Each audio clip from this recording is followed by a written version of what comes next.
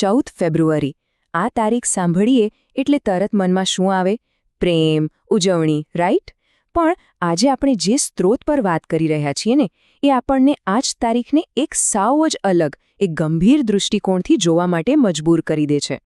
અને અહીં તમે જો બે એકદમ વિરોધાભાસી વિચારો. એક બાજુ છે પ્રેમનો તહેવાર અને બીજી બાજુ બલિદાનનો દિવસ. તો સવાલ એ થાય છે કે શું એક જ દિવસ આ બે તદ્દન અલગ લાગણીઓનું પ્રતીક બની શકે? બસ આ જ સંઘર્ષ આપણી આજની ચર્ચાના મૂળમાં છે. પણ આ બીજો અર્થ એટલે કે બલિદાનનો દિવસ એ આવ્યો ક્યાંથી? વેલ, એ સમજવા માટે આપણે થોડું પાછળ જવું પડશે. એક એવી ઘટના તરફ જેણે આખા દેશ માટે 14 ફેબ્રુઆરીનો મતલબ જ બદલી નાખ્યો. તારીખ હતી 14 ફેબ્રુઆરી 2019. જમ્મુ કાશ્મીરના પુલવામામાં જૈશ એ મોહમ્મદના એક આતંકવાદીએ વિસ્ફોટકોથી ભરેલી એક ગાડી સીધી જ CRPFના કાફલા સાથે અથડાવી દીધી. હુમલો એટલો ભયાનક હતો કે એને છેલ્લા કેટલાય દાયકાઓનો સૌથી ઘાતક આતંકી હુમલો ગણવામાં આવ્યો. એ દિવસ હતો જેણે આખા દેશને હચમચાવી દીધો હતો. અને એ હુમલામાં આપણે શું ગુમાવ્યું? એની કિંમત શું હતી? બસ આ એક આંકડો: 40. આપણા 40 બહાદુર જવાનો એ દિવસે શહીદ થયા. અને સમજો, આ ખાલી એક નંબર નથી, આ 40 પરિવારોની વેદના છે. આપણા દેશ માટે એક એવી ખોટ છે જે ક્યારેય પૂરી ન થઈ શકે. અને બસ આ જ બલિદાન એ દિવસના નવા અર્થનો પાયો બન્યો. તો હવે જરા વિચારો, એક તરફ દેશ આટલા મોટા શોકમાં ડૂબેલો છે અને બીજી બાજુ પ્રેમ અને સેલિબ્રેશનનો માહોલ છે. આ સ્ત્રોત બરાબર આ જ તીવ્ર તફાવત આપણે સામે મૂકે છે અને આપણને વિચારવા પર મજબૂર કરે છે કે નહીં? અને વાત અહીં જ નથી અટકતી.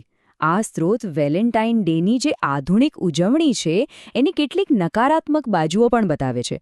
જેમ કે દેખાડો કરવા માટે જે ખર્ચાઓ થાય છે, સોશિયલ મીડિયા પર જે ખોટી ફેક લાઇફસ્ટાઇલ બતાવવામાં આવે છે, અને એના લીધે યુવાનો પર જે માનસિક દબાણ આવે છે એ.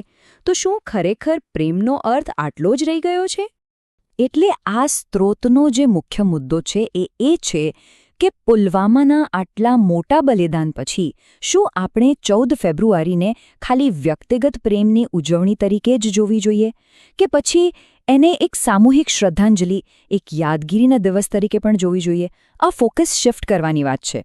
અને આ આખી ચર્ચા આપણને એક મોટા, એક અલગ જ પ્રકારના પ્રેમ તરફ લઈ જાય છે, અને એ છે દેશપ્રેમ. સ્ત્રોતનું કહેવું છે કે વ્યક્તિગત પ્રેમ કરતાં પણ મોટું, એનાથી પણ વધારે મહત્વનો કોઈ પ્રેમ હોય તો એ છે આપણી માતૃભૂમિ માટેનો પ્રેમ. અને આ વિચારને આ એક વાક્યમાં બહુ જ સુંદર રીતે મૂકવામાં આવ્યો છે. વ્યક્તિ પ્રત્યેનો પ્રેમ સુંદર છે, પણ માતૃભૂમિ પ્રત્યેનો પ્રેમ પવિત્ર છે. તમે જુઓ, આ એક જ વાક્યમાં આખી વાતનો સાર આવી જાય છે. ચાલો આ તફાવતને જરા વધુ ઊંડાણપૂર્વક સમજીએ. એક તરફ વ્યક્તિગત પ્રેમ, જે પર્સનલ છે, અંગત છે, અને બીજી તરફ છે દેશપ્રેમ, જે સામૂહિક છે, આખા સમાજ માટે છે. પણ સૌથી અગત્યની વાત કઈ છે ખબર છે? આપણો વ્યક્તિગત પ્રેમ, આપણી ખુશી, આ બધું ત્યારે જ શક્ય બને છે જ્યારે આપણો દેશ સુરક્ષિત હોય. અને દેશની સુરક્ષાનો પાયો શું છે? એ જ તો છે દેશપ્રેમ. તો પછી દેશપ્રેમ એટલે શું? શું એનો મતલબ ખાલી સરહદ પર જઈને લડવાનો જ છે? ના, બિલકુલ નહીં. આ સ્ત્રોત પ્રમાણે દેશપ્રેમ બતાવવાની જવાબદારી આપણા દેશના દરેક યુવાનની છે, અને એના માટે ઘણા રસ્તાઓ છે. અને આ કોઈ રોકેટ સાયન્સ નથી હો. આ એવી નાની નાની પણ ખૂબ જ મહત્વની વાતો છે જે આપણે આપણા રોજિંદા જીવનમાં કરી શકીએ છીએ. જેમ કે કાયદાનું પાલન કરવું, ભ્રષ્ટાચાર દેખાય તો એની સામે અવાજ ઉઠાવવો, આપણા દેશમાં બનેલી વસ્તુઓ ખરીદવી, અને હા, આપણા સૈનિકો અને શહીદોને હંમેશા દિલથી સન્માન આપવું. આ દરેક નાનું પગલું આપણા દેશને મજબૂત બનાવે છે. જુઓ, દેશને ખતરો ખાલી બહારના દુશ્મનોથી જ નથી હોતો. દેશની અંદર પણ ઘણા ખતરા હોય છે, જેમ કે ખોટી માહિતી અને અફવાઓ. એને ફેલાતી અટકાવવી એ આપણી જવાબદારી છે. વોટિંગ કરીને લોકશાહીને મજબૂત બનાવવી, સમાજમાં ભાઈચારો અને એકતા જાળવી રાખવી, આ બધું જ આજે યુવાનોના હાથમાં છે. અને ખાસ કરીને જ્યારે આપણે રાષ્ટ્ર નિર્માણની વાત કરીએ છીએ ત્યારે આ સ્ત્રોત દેશની દીકરીઓ એટલે કે યુવા મહિલાઓની ભૂમિકા પર વિશેષ ભાર મૂકે છે. તો ભારતની દીકરીઓ કઈ રીતે દેશને આગળ લઈ જઈ શકે છે?